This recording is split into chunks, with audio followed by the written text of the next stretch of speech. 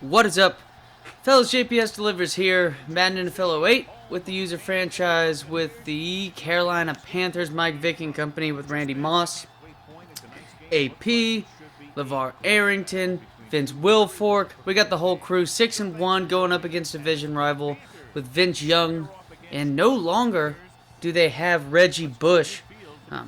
Pretty lopsided game, I'd have to say, definitely on paper, and we'll see how it plays out in real life in this one, in the real life in the video game.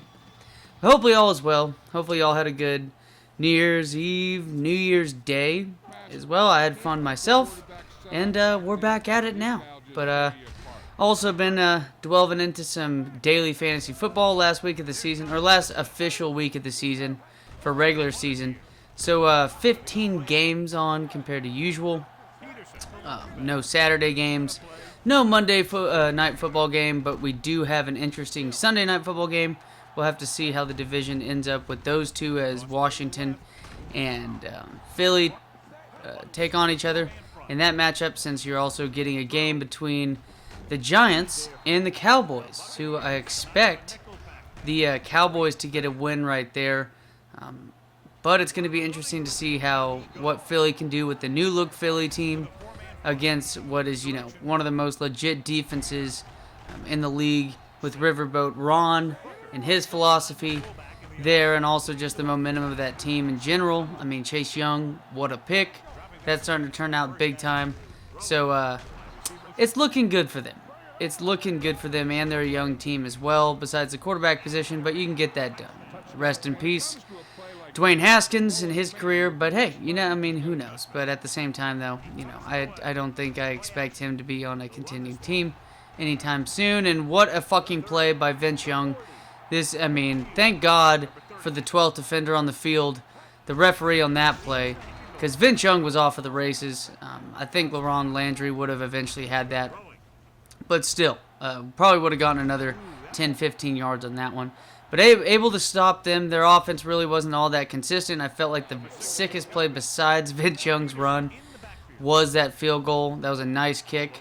It's been pretty rare to think about quarterback or CPU-controlled kickers, just because they've been pretty dog shit unless it's inside of 40 yards. And then here we go. 93 speed. The dude is now 99 overall after an impressive MVP season, and I'm sure he's in first place as of right now. He's just having a well of a season. As it is, only the 8th game we're in the middle of playing right here. But end of the first quarter, only 7-3. Even though I'd have to say a decent amount of the clock was ran out. Our rushing offense has been pretty solid. And now, as I say that, I jinx myself. AP gets absolutely blown up. But a big problem I've noticed is that I'm able to get a lot of yards in the open field, but I'm just not able to take advantage of, a good drive if it ends up at, first and goal, whatever the hell, within the 10-yard line. Just not able to capitalize, which is a pain in the ass. I know we're up by 7. We're playing really good defense, but still, I don't really anticipate having many issues, but that's just one thing that irks me, especially a defending championship team. What can we do with that? I don't know. We'll have to see. But talking about more, and here we go. Big play right here, right? Who gives a fuck about it? I also think that if you look at the highlight on this one, thank God it's a video game and not, the booth reviewing every single play. Michael Vick with a nice touchdown pass to Ben Watson.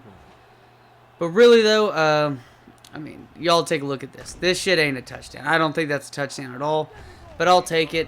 Our offense is fucking scooting and getting shit done for the most part. So I enjoyed that. I also enjoy a nice sack on that play. Vince Young just getting absolutely destroyed in this game. But Green Bay going up against Chicago. Chicago's in a must-win situation, but they are dependent on the Cardinals winning that game. And I think the Cardinals are still favored. Beautiful pass right there to Randy Moss. What a connection those two are. But Green Bay, I expect them to win the game. A lot of people are, it's an MVP season by Aaron Rodgers. Dude's got 44 touchdown passes. I don't even think he has more than 5 interceptions, which, he's been known for having a great ratio of touchdowns to interceptions in his entire career. But even with that history of his performance and his consistency, it's still, I mean, it's incredibly impressive just to see a guy throw 44 touchdowns and, still maintain somewhat of the same consistency and ratio with interceptions as well, keeping them low. But even then, maybe you could see a really good game out of Aaron Jones. I know Hicks is still in, who's the main guy that the rush defense of Chicago benefits from being there. The nose guard, defensive tackle, whatever you want to say. I don't know specifically. I'm pretty sure he plays usually the one technique right there over the center around there. But, I mean, you could see a good game by Aaron Jones, get a couple rushing touchdowns, 100 yards. Kind of, don't want to get Devontae Adams hurt in the last week, especially when you for sure have clinched a spot in the playoffs. But maybe they want to get home field advantage, even though does home field advantage really matter to the likes of a team in Wisconsin, to where the governor doesn't let anybody go to the games? So that's another thing to, factor into a weird season, is that.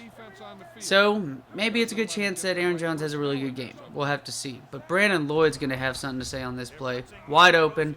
I love it. I know the route wasn't, perfect by Devin Hester, but it did technically set up that New England Patriots type pick play, to where if you're playing a video game, you can get away with that shit. And unfortunately not able to get away on this play. A little bit too much of the happy feet. And it's going to have to settle for three points. But, hey, up by 3 touchdowns at halftime. Not going to complain at all about that. So, Rams, they don't have Jared Goff. They don't have Cooper Kupp. That means you should expect a lot of Robert Woods. And I still see a way that, LA's a better overall team on the roster than even if Kyler Murray's playing. Because also, too, that defense of LA, just plays really well against any kind of quarterback. Their pass defense is impressive. And, they have 2 of the best corners in football with Williams and, of course, Jalen Ramsey, who should be shadowing DeAndre Hopkins all game. And, it doesn't mean he's going to win all game, but it also means that you're going to limit the upside of the passing offense just by having that matchup the whole time. So I do like seeing the Rams have a good chance of winning that game. They're technically not favorites against Arizona, but I don't think that should stop, like I said, the roster. I think DK Metcalf shits on the 49ers. I know, it could be him or Tyler Lockett, even though it's been more so a DK Metcalf year out of the 2 of them, just taking a huge step forward to basically being like a new Megatron type dude of the NFL. I'm not going to say anybody's like Megatron. The man is a unique player in NFL history. But you're also looking at DK Metcalf, and that dude is built different too. So I expect a really good game out of him. You could also have a good game out of Chris Carson. We'll just have to see. They're heavy favorites against San Fran. They also do have an outsider's chance at the first seed in the NFC. Then also you got Tennessee needs a win, and all they need to do is win against the Houston Texans, and Indianapolis is in position to where if they win, I think Cleveland needs a loss by one of those teams. So I don't expect Jacksonville to do jack shit. Could be a 7-10 point game, even though Indy's favored by 14. But even then, Indy is just another. We saw how they were in Week 1. It's not the same team as Week 1, to where Jacksonville ended up getting the win with the Minshew magic at the end of that game.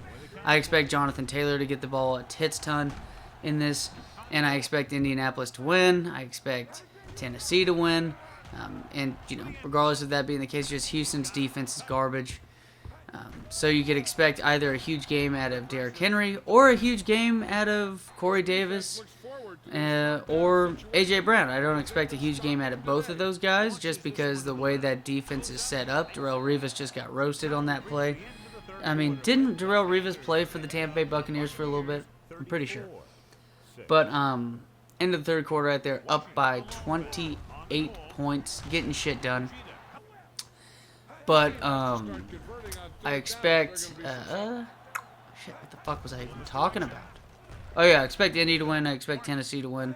Cleveland should win their game, even though Cleveland has been, a shell of itself on defense. Should be interesting to see how well Myles Garrett plays against an offensive line trying to protect Mason Rudolph after that whole altercation last season. That'll be interesting in itself. could we get like a 3 or 4 sack game out of the man? We'll just have to see. But also, I mean, is he still out though? I don't think he's still out. I don't think so. But I expect Cleveland to win, which I think that would make Tennessee and Indianapolis make the playoffs. I'm pretty sure. And then these fans have had enough getting their fucking shit pushed in, basically, for the most part. And looking at a couple early games. I think Baltimore, you could see Lamar Jackson. It's an early game, which means that, it's a must-win for them. And an early game pretty much dictates that Lamar Jackson's going to be in pretty much all 4 quarters. At least 3.5 quarters. And they should absolutely shit on the Bengals. So expect a really big game out of Lamar Jackson. You could have a big game out of J.K. Dobbins too. But I think Lamar could get, 100 yards. And I don't think Cincinnati's best corner is out. So I think he's playing. So I don't expect Marquise Brown to have a big game. But you could have a big game out of Mark Jackson. But to top it off, I do think Philly finds a way to beat this young Redskins team. As always, fellas, take it easy and see y'all next time.